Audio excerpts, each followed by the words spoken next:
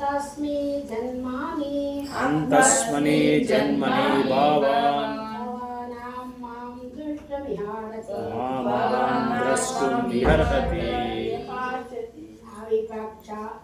अविपक्षा कषायाम् ಅವಿಪಕ್ವ ಕಷಾಯಾಂ दुर्दशोऽहं कुयोगिनां दुर्दशोऽहं कुयोगिनाम् word by word पढ़िए हंत ओ नारदरे अस्मिन् इंद जन्मनि வாழ்நாள் பகவான் நீ மா முடியாது மாம் என்னை திரஷ்டும் காண இஹ எங்கு அர்ஹதி தகுதி அவிபக்வ பக்குவமடையாத கஷாயனம் பௌதிகளுக்கு துர்தர்ஷः காண்பது கடினம் அகம் நான் குயோகினாம் முழுமை அடையாத தொண்டுனால் ஜெய் நாரதா பகவான் கூறினார் இனிமேல் என்னை உன்னால் காண முடியாது என்பதை நான் வருத்தத்துடன் கூறிக்கொள்கிறேன் தொண்டில் பூர்ணத்துவத்தை அடையாதவர்களும் பௌதிக பற்றிலிருந்து முழுமையாக விடுபடாதவனும் என்னை காண்பது கடினம். ಪರ್ಪೋಟ್ ಓದ್ತೀರಾ? ನೀವು ಅರ್ಧ ಅವರದು ಓದಿ. ದೇವೋತ್ತಮ ಪರಮ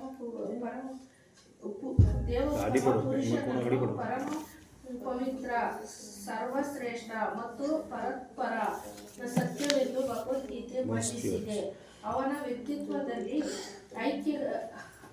ಐಕ್ಯತೆಯ ಛಾಯೆಯ ಕುರುಹ ಕೂಡ ಇಲ್ಲ. ಹೀಗಾಗಿ ಪ್ರೀತಿಯ ಅತ್ಯಲ್ಪ ಛಾಯೆಯುಳ್ಳವನು ಭಗವಂತನ ಹತ್ತಿರಕ್ಕೂ ಹೋಗಲಾರ. ರಜೋಗುಣ ಮತ್ತು ತಮೋಗುಣಗಳೆಂಬ ಈ ಎರಡು ಐಕ್ಯ ಗುಣಗಳಿಂದ ಮುಕ್ತನಾಗದಲೇ ಭಕ್ತಿ ಸೇವೆ ಆರಂಭವಾಗುತ್ತವೆ. ಅದೇ ಭಕ್ತಿ ಸೇವೆಯ ಆರಂಭದ ಬಿಂದು ಕಾಮ ಲೋಭಗಳಿಂದ ಮುಕ್ತವಾಗುವ ಲಕ್ಷಣಗಳಲ್ಲಿ ಅದರ ಪರಿಣಾಮ ವ್ಯಕ್ತವಾಗುತ್ತದೆ. ಇಂದ್ರಿಯ ತೃಪ್ತಿಯ ಕಾಮನೆಗಳಿಂದ ಇಂದ್ರಿಯ ತುಷ್ಟಿಯ ಲೋಭಗಳಿಂದ ಮುಕ್ತವಾಗಬೇಕೆಂದು ಅದು ಹೇಳುತ್ತದೆ. ಸತ್ವಗುಣವು ನಿಸರ್ಗದ ಸಮತೂಕದ ಗುಣವಾಗಿದೆ. ಐಕ್ಯ ವಾಸನೆಗಳಿಂದ ಸಂಪೂರ್ಣ ಮುಕ್ತವಾಗುವುದೆಂದರೆ ಸತ್ವಗುಣದಿಂದಲೂ ಮುಕ್ತವಾಗುವುದೇ ಆಗಿದೆ. ನಿರ್ಜಲ ವನದಲ್ಲಿ ಭಗವಂತನ ದರ್ಶನಾನುಗ್ರಹವನ್ನು ಆರಿಸುವುದು ಸತ್ವಗುಣದಲ್ಲಿ ಇದ್ದಾಗಲೇ ಎಂದು ಭಾವಿಸಲಾಗಿದೆ. ಆಧ್ಯಾತ್ಮಿಕ ಪರಿಪೂರ್ಣತೆಯನ್ನು ಪಡೆಯಲು ಕಾಡಿಗೆ ಹೋಗಬಹುದು. ಅಲ್ಲಿ ಭಗವಂತನನ್ನು ವಿವೇಕವಾಗಿ ನೋಡಬಹುದೆಂದು ಅದರ ಅರ್ಥವಲ್ಲ. ಐಹಿಕ ಸಂಬಂಧದಿಂದ ಪೂರ್ಣ ಬಿಡುಗಡೆ ಹೊಂದಬೇಕು. ಔಲೋಣಿಕ ನೆಲೆಯಲ್ಲಿ ನಿಲ್ಲಬೇಕು. ಅದೊಂದೇ ಭಕ್ತನಿಗೆ ದೇವೋತ್ತಮ ಪುರುಷನ ವೈಯಕ್ತಿಕ ಸ್ಪರ್ಶ ಹೊಂದಲು ಸಹಾಯವಾಗುವುದು.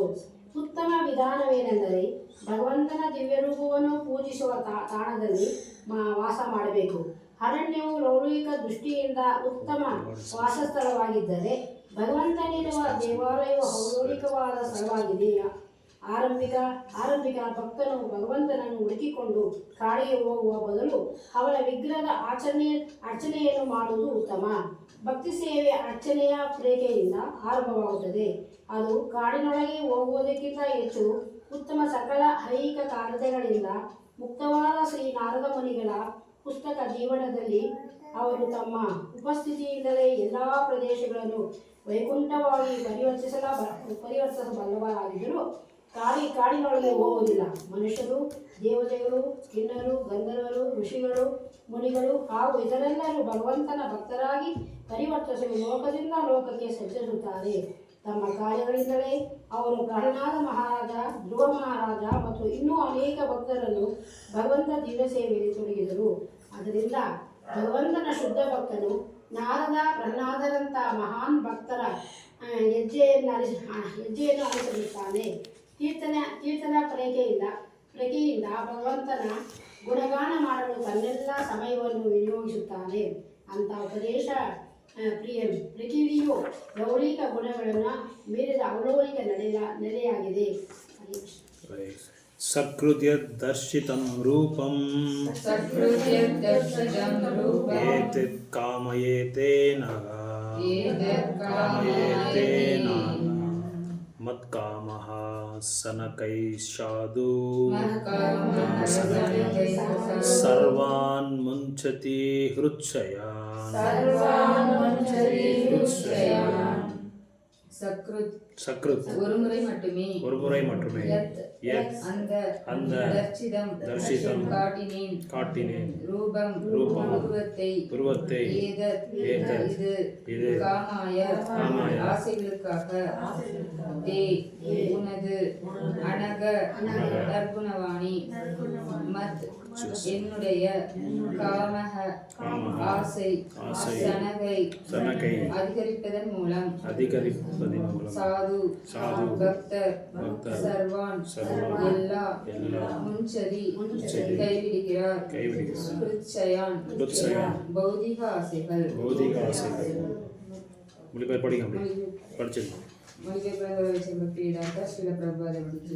நற்குணவாணி, ஒருமுறை மட்டுமே நீ என் உருவத்தை கண்டிருக்கிறாய். இது என் மீது உனக்கு ஏற்பட்ட ஆசையை அதிகரிப்பதற்காகவே ஆகும். ஏனெனில் என்னை அடைய நீ எவ்வளவுக்கு எவ்வளவு அதிகமாக விரும்புகிறாயோ அவ்வளவுக்கு அவ்வளவு அதிகமாக எல்லா பௌதீக ஆசைகளிலிருந்தும் நீ விடுபடுவாய். அது இன்னொரு படிக்கும். நற்குணவாணி, ஒருமுறை மட்டுமே நீ என் உருவத்தை கண்டிருக்கிறாய். இது என் மீது உனக்கு ஏற்பட்ட ஆசையை அதிகரிப்பதற்காகவே ஆகும். ஏனெனில் என்னை அடைய நீ எவ்வளவுக்கு எவ்வளவு அதிகமாக விரும்புகிறாயோ அவ்வளவுக்கு அவ்வளவு அதிகமாக எல்லா பௌதீக ஆசைகளிலிருந்தும் நீ விடுபடுவாய். யார் படிக்கிறீங்க? ಓದಿ ಮಾತಾಡಿ, ಯಶೋಧ ಮತ್ತೆ ಓದಿ, ಗೀತಾ ಮತ್ತೆ ಓದಿ. ಜೀವಿಯು ಕಾಮನಹಿತನಾಗುವುದು ಸಾಧ್ಯವಿಲ್ಲ.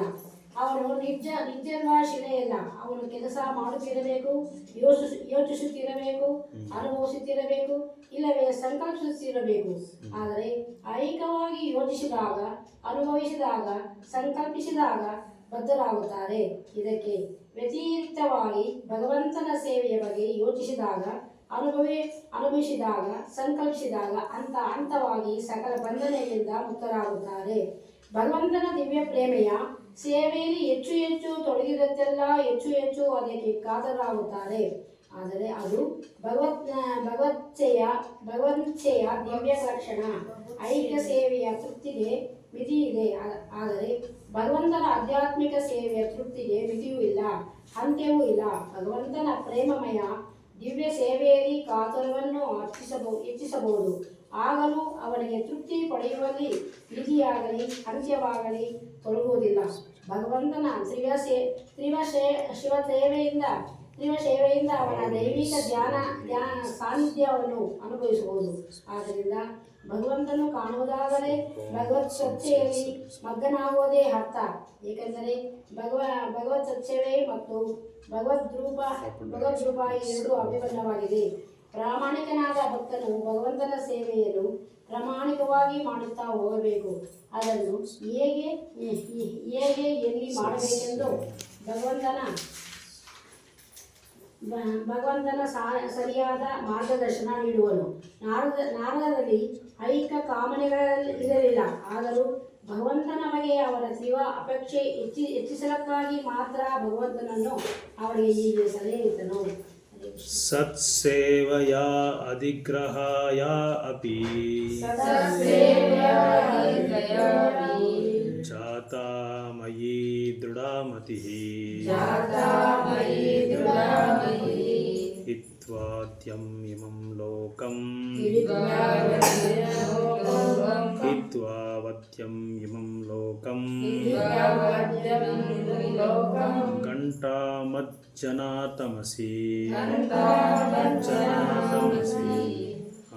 ಸತ್ಸೇವೆಯ by service of the absolute truth adigrahaya for some days api even jata having attained mayi unto me druda firm matihi intelligence hitva having given up அவதயம் டிப்ளோரபிள் அது என்ன போட்டிருக்க பாரு தமிழ் வருந்தத்தக்கதான இமம் திஸ் லோகம் மெட்டீரியல் வேர்ல்ட்ஸ் கண்டா கோயிங் டு மத் ஜனாதம் மை அசோசியேட்ஸ் அசி become translation for service of the absolute truth. Even for a few days, a devotee attains firm and fixed intelligence in me. Consequently, he goes on to become my associate in the transcendental world after giving up the present deplorable material worlds. Purport. Serving the absolute truth means rendering service unto the absolute truth, absolute personality of Godhead under the direction of the bona fide spiritual master, who is transparent via medium between the Lord and the neophyte devotee. The neophyte devotee has no ability to approach the absolute personality of Godhead by the strength of his present imperfect material senses, and therefore under the direction of the spiritual master he is trained in the transcendental service of the Lord, and by such training even for some days the neophyte devotee gets intelligence in such transcendental service which leads him ultimately to get free from perpetual inhabitation in the material worlds and to be promoted to the transcendental world to become one of the liberated associates of the Lord in the kingdom of God. ಮತಿರ್ಮಯಿ ನಿಬದ್ದೇಯಂ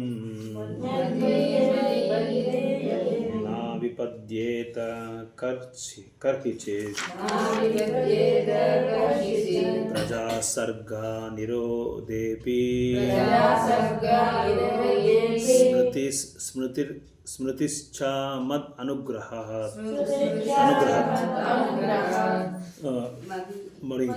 மதி புத்தி மயி என்னிடம் அர்ப்பணிக்கப்பட்ட நிபத்தா ஈடுபடுத்தப்பட்ட இயம் இங்க நான் ஒருபோதும் முடியாது விபத்தியதா கர்ஹிசித் at any time பிரஜா ஜீவராசிகள் சர்க்கா படைக்கப்படும் போது நிரோதே அழிக்கப்படும் போது கூட அபி கூட ஸ்மிருதி நினைவற்ற ச மேலும் மத் எனது அனுகிரக கருணையால் ஜெய் ನನ್ನಲ್ಲಿ ನಿಬದ್ಧವಾದ ಬುದ್ಧಿ ಎಂದು ನಿಷ್ಫಲವಾಗುವುದು. ಸೃಷ್ಟಿಯ ಕಾಲದಲ್ಲಿಯೂ ಹಾಗೆಯೇ ಪ್ರಳಯ ಕಾಲದಲ್ಲಿಯೂ ನನ್ನ ಕೃಪೆಯಿಂದ ನಿನ್ನ ಸ್ಮೃತಿ ನಿರಂತರವಾಗಿ ಮುಂದುವರಿಯುವುದು. ಭಾವಾರ್ಥ: ದೇವೋತ್ತಮ ಪುರುಷನಿಗೆ ಸಲ್ಲಿಸಿದ ಭಕ್ತಿ ಸೇವೆ ಎಂದು ವ್ಯರ್ಥವಾಗಲಾರದು. ದೇವೋತ್ತಮ ಪುರುಷನು ಶಾಶ್ವತನಾದ್ದರಿಂದ ಅವನ ಸೇವೆಯಲ್ಲಿ ಸಮನ್ವಿತವಾದ ಬುದ್ಧಿ ಅಥವಾ ಭಗವಂತನ ಸಂಬಂಧವಾಗಿ ಮಾಡಿದ ಎಲ್ಲವೂ ಶಾಶ್ವತವಾಗಿ ಇರುತ್ತದೆ. ದೇವೋತ್ತಮ ಪುರುಷನಿಗೆ ಸಲ್ಲಿಸಿದ ಪಾರಮಾರ್ಥಿಕ ಸೇವೆ ಜನ್ಮ ಜನ್ಮಾಂತರಗಳಲ್ಲಿ ಸಂಚಿತವಾಗುತ್ತಾ ಹೋಗುತ್ತದೆ. ಭಕ್ತನು ಪೂರ್ಣ ಪಕ್ವಸ್ಥಿತಿಯನ್ನು ತಲುಪಿದಾಗ ಆ ಎಲ್ಲ ಸಂಚಿತ ಸೇವೆ ಒಟ್ಟಾಗಿ ಅವನನ್ನು ದೇವೋತ್ತಮ ಪುರುಷನ ಸಂಘಕ್ಕೆ ಸೇರಲು ಅರ್ಹನಾಗಿಸುತ್ತದೆ ಎಂದು ಭಗವದ್ಗೀತೆ ಹೇಳಿದೆ. ಭಗವಂತನ ಅಂತಹ ಸಂಚಿತ ಸೇವೆಯು ಎಂದೂ ಕ್ಷೀಣಿಸುವುದಿಲ್ಲ. ಬದಲಾಗಿ ಪೂರ್ಣ ಪಕ್ವ ಸ್ಥಿತಿಯನ್ನು ತಲುಪುವವರೆಗೆ ಹೆಚ್ಚುತ್ತಲೇ ಇರುತ್ತದೆ. ಹರೇ ಕೃಷ್ಣ. ಏತವಾದ್ ಉಕ್ತೋ ಪರರಾಮ ತನ್ಮಃ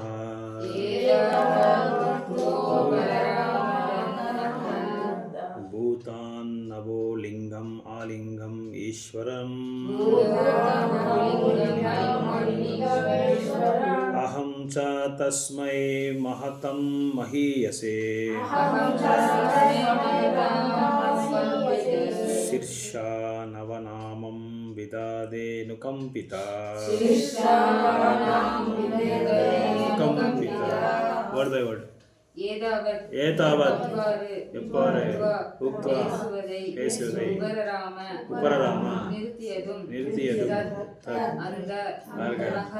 மகத் மிக சிறந்தவரும் பூதம் அற்புதமானவரும் நவலிங்கம் ஒளி வடிவமான ஆலிங்கம் கண்களுக்கு காணப்படாத ஈஸ்வரம் பரமதிகாரி அகம் மேலும் அவருக்கு மிகவும் மகிமஷே புகழப்படுபவருக்கு கிருஷ்ண தலையால் அவநாமம் வணக்கங்கள் செய்தி அனுகம்பித அவரால் ஆதரவு காட்டப்பட்டதால்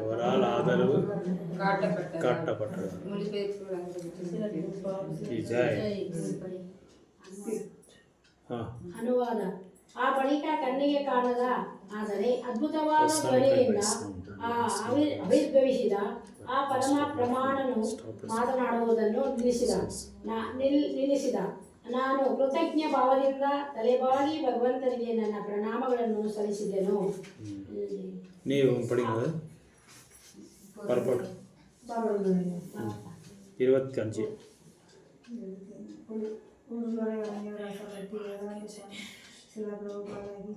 பரமபுருஷ பகவான் காணப்படவில்லை, ஆனால் அவரது குரல் மட்டும்தான் ஒலித்தது என்பதில் எந்த வேறுபாடும் இல்லை. பரமபுருஷர் அவரது சுவாசத்தினால் 4 வேதங்களையும் உண்டாக்கினார். அவர் வேதங்களின் தெய்வீக ஒளியின் வாயிலாக காணவும் உணரவும் படுகிறார். அதை போலவே பகவானின் ஓசை வடிவமாகும். இவைகளின் மொத்த தன்மையில் சார்ந்த எந்த வேறுபாடும் இல்லை. அதாவது தெய்வீகமான இவ்வோசையை விடாப்பிடியாக ஜெபிப்பதால் பகவானை காணவும் கேட்கவும் முடியும் என்பது இதன் முடிவாகும்.